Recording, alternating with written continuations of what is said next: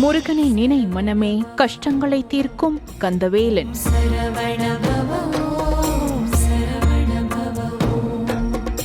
முருகா என்னும் நாமம் முத்தான திருநாமம், முக்தி அளிக்கும் பெருநாமம். கந்தக் கடவுள் எளிய கடவுள், எல்லோருக்குமான கடவுள், ஏழைக்கு இறங்கி வரும் கடவுள். தன்னிடத்தில் உறுதியான பக்தி கொண்டவர்களை எப்படியான ஆபத்திலிருந்தும் காப்பாற்றி விடுபவர். தன்னையே நினைத்து, தன்னையே துதித்து, தன்னையே ஜெபித்து வழிபடுபவர்களை ஒருபோதும் கைவிடாது காப்பாற்றுபவர். இதை உறுதிப்படுத்தும் விதமாக அடியார்கள் வாழ்வில் முருகப்பெருமான் நடத்திய அற்புதங்கள் பல. அதில் ஒன்றை இப்போது பார்க்கலாம்.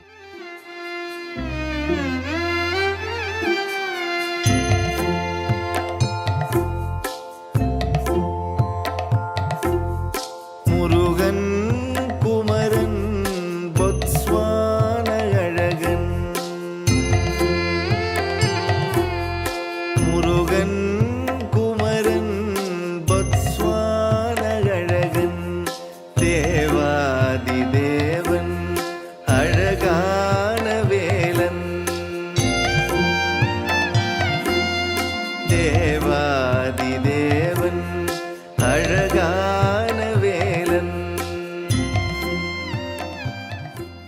திருச்செந்தூர் செந்திலாண்டவன் அருள் பெற்றவர்களில் குமரகுருபரர் சுவாமிகள் மிகவும் பிரபலமானவர். நெல்லை சீமையில் ஸ்ரீவைகுண்டத்தில் சிவகாம சுந்தரி சண்முக சிகாமணி கவிராயர் தம்பதியினரின் தவப்புதல்வராய் அவதரித்தார்.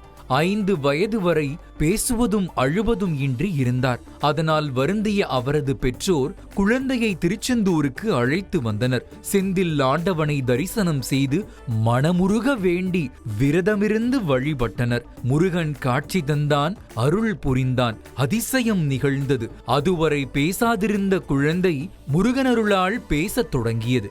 அது மட்டுமா, பூமேவு செங்கமல புத்தேளும் தேரறிய பாமேவு தெய்வப் பழமறையும் தேமேவு நாதமும் நாதாந்த முடிவும் நவை தீர்ந்த போதமும் காணாத போதமாய் என பாடத் தொடங்கி 61 பாடல்களை பாடி முருகப்பெருமானுக்கு கந்தர் கலிவெண்பா என்ற பாமாலை சூட்டியது. பின்னர் குமரகுருபரர் மொழி புலமையும் பெற்றார். பெற்றோரும் மகிழ்ந்தனர். முருகப்பெருமானுக்கு நன்றி தெரிவித்தனர். துறவரத்தில் நாட்டம் கொண்ட குமரகுருபரர் செந்தில் வேலவனிடம் தக்க குருநாதரை தமக்கு காட்டி அருள வேண்டும் என்று பிரார்த்தனை செய்தார்.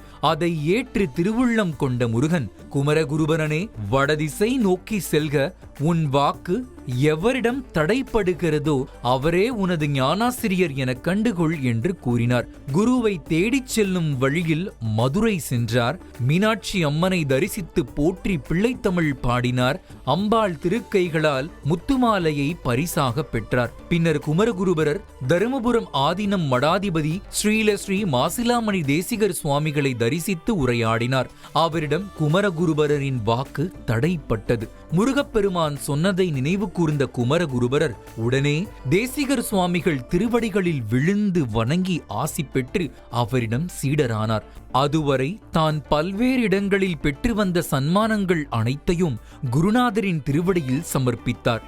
தருமை ஆதீன சுவாமிகள் குமரகுருபரரிடம் அந்த சன்மான பொருட்களை கொண்டு காசியில் மடம் நிறுவ ஆணையிட்டார். பின்னர் காசிக்கு சென்ற குமரகுருபரர் காசி கலம்பகம் என நூலை இயற்றினார். டில்லி பாதுஷாவை சந்தித்து மடம் கட்ட இடம் கேட்டார். இந்துஸ்தானி மொழி தெரியாததால் அவமதிக்கப்பட்டார். பின்னர் அவர் சரஸ்வதி தேவியை போற்றி சகலகலா வள்ளிமாலை என்ற தோத்திரத்தை பாடி இந்துஸ்தானி மொழியை ஓதாது உணர்ந்து அறிந்தார். பாதுஷாவை சந்தித்து இந்துஸ்தானி மொழியில் உரையாடினார். காசியில் மடம் அமைப்பதற்கு ஏற்ற இடத்தை பரிசாக பெற்றார். இப்படியாக காசியில் குமரகுருபரர் நிறுவிய மடம் இன்றளவும் செயல்பட்டு வருகிறது. எல்லாம் இறைவன் செயலே. என்ன அன்பர்களே, சொல்வது சரிதானே? பின்னர் குருநாதரை காண தருமைக்கு 3 முறை சென்று வந்த குமரகுருபரர் காசியிலேயே முக்தியடைந்தார். இப்படியாக குமரகுருபரருக்கு முருகப்பெருமான் போட்ட வித்து விருட்சமாக வளர்ந்து முக்தியை தந்தது என்று சொல்லலாம். ஆஹா, கேட்கும்போதே பரவசமாக இருக்கிறது தானே? உண்மையில் அதை அனுபவித்தவருக்கு எத்தனை பெரிய பரவசமாக இருந்திருக்க கூடும்? சற்று சிந்தித்து பார்க்கலாமா? இதே போல முருகப்பெருமான் நிகழ்த்திய மற்றொரு திருவிளையாடலை பார்க்கலாம். வற்றாது பொய்கை வளநாடு கண்டு மலை மேலிருந்த குமரா உற்றார் எனக்கு ஒரு பேரும் இல்லை உமையாள்தனுக்கு மகனே தாடி தந்து அடியேனையாளும் முருகேசன் என்ற நரசே தாரமாக மயில் மீதில் ஏறி வரவேணும் என்ற நருகே. திருச்செந்தூர் அருகிலுள்ள காலன்குடியிருப்பில் வாழ்ந்த ஏழை புலவர் மீராக்கண்ணு பாய் வியாபாரம் செய்து வந்தார். அவருக்கு பெரும் நஷ்டம். கடன் வாங்கினார், திருப்பி தர முடியாமல் தவித்தார். வறுமையும் புலமையும் சேர்ந்தே இருந்ததால் இரவெல்லாம் திருச்செந்தூர் முருகனை மனமுருக வேண்டி பாடினார். 6 முகமும் 12 கரமும் கொண்ட வேலவன் தன்னை நம்பியோரை ஆதரிக்காமல் விட்டு விடுவானோ? சந்தேகம் வேண்டாம் அன்பர்களே. மீராக்கண்ணு புலவர் கனவில் சென்ற செந்திலாண்டவன் கடனை அடைப்பேன், கவலைப்படாதே என்று வாக்கு உரைத்தாராம். பின்னர் குலசேகரப்பட்டினம் குறுநிலம் மன்னர் கனவில் சென்ற முருகன் சண்முக விலாசம் உண்டியல் திறந்து மீராக்கண்ணு கடனை தீர்க்க என்று கூறினாராம். உண்டியல் திறந்து பணம் எண்ணப்பட்டு மீராக்கண்ணு புலவர் கடனும் அடைக்கப்பட்டது. முருகப் பெருமான் செய்த உதவியை மீராக்கண்ணு புலவர் போற்றி பாடி மகிழ்ந்தார். ஆன்மீக அன்பர்களே, முருகப்பெருமான் கருணையே வடிவானவன், தஞ்சம் என வந்தோரை தாங்கிக் காப்பவன் என்பதை அடியார்கள் வாழ்வில் நடந்த அற்புதங்களை நினைத்து பரவசம் அடைந்து நாமும் அவன் பதம் புகுவோம், பாதம் பணிவோம். வெற்றிவேல் முருகா, வீரவேல் முருகா.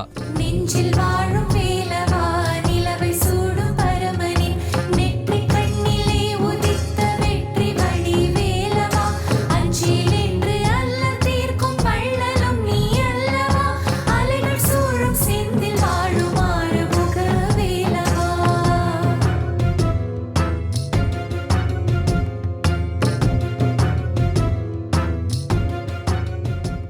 ஓம் சரவண பவ முருகனை நினை மனமே, கஷ்டங்களை தீர்க்கும் கந்தவேலன். சரவண பவ